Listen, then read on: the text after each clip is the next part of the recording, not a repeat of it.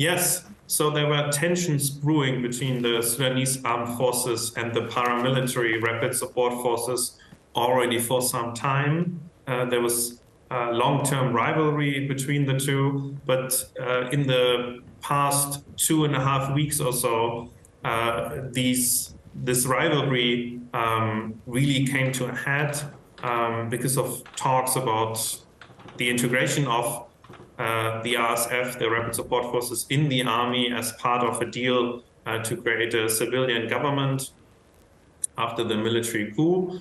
And these tensions then led to a cycle of mistrust and escalation, which erupted now on Saturday to open violence. Yeah.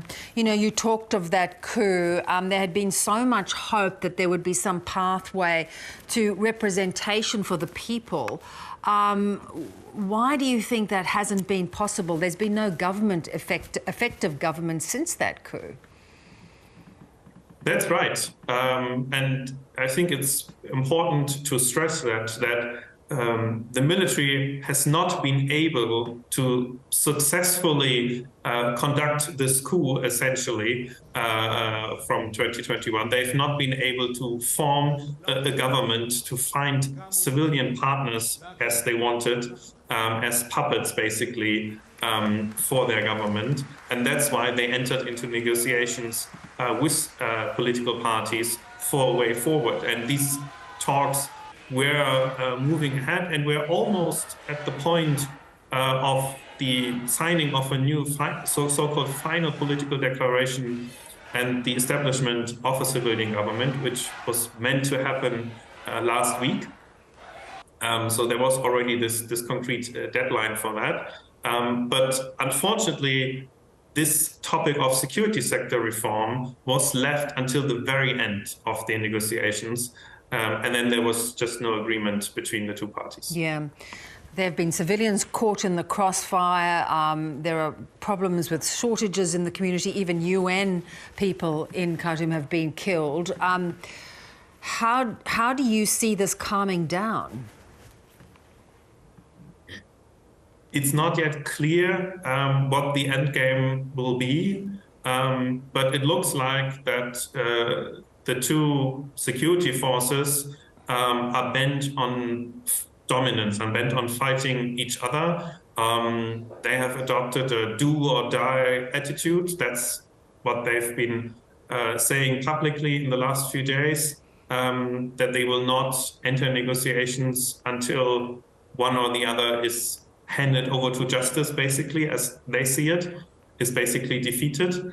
And I think at least until the security situation in Khartoum isn't clearer and one party has full control, we will not see a de-escalation. And which party do you think will gain control? That's very hard to say. It's clear that both parties have very large troop numbers. The Sudanese armed forces have an air force and have also more tanks, more heavy weapons than the RSF, but the RSF has a stronger command and control. So both are strong, and at the moment, I think I will not make a prediction who will win. Yes, probably a wise point. There had been efforts at mediation with other African nations. Do you think they can get back on track? Who might play a role in bringing these two sides together? Yes, several member states of the UN, several African countries in particular, and Arab countries have offered to mediate.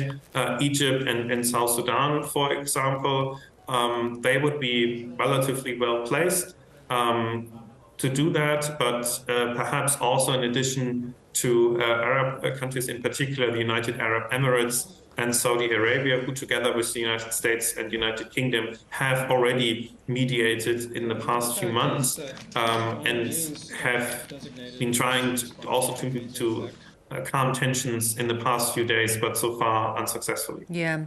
You know, I see the World Food Programme has suspended operations. How economically stable has Sudan been?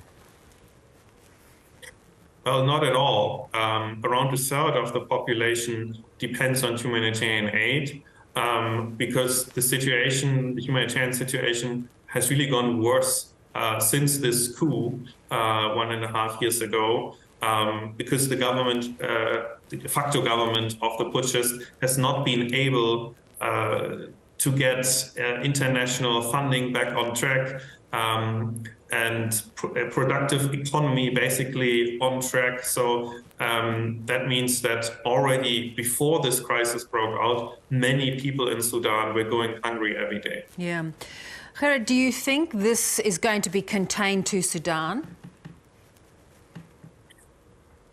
At the moment, it is, but there's a clear risk that it may spread in Sudan's neighborhood. Sudan has a central position in the wider Horn of Africa, East Africa as a whole, and both parties also have their allies in these countries, and that could spark new instability, because also the balance of power in these neighboring countries, in Chad, for example, in South Sudan, in the Central African Republic, might change depending on what is happening in Sudan with their respective partners.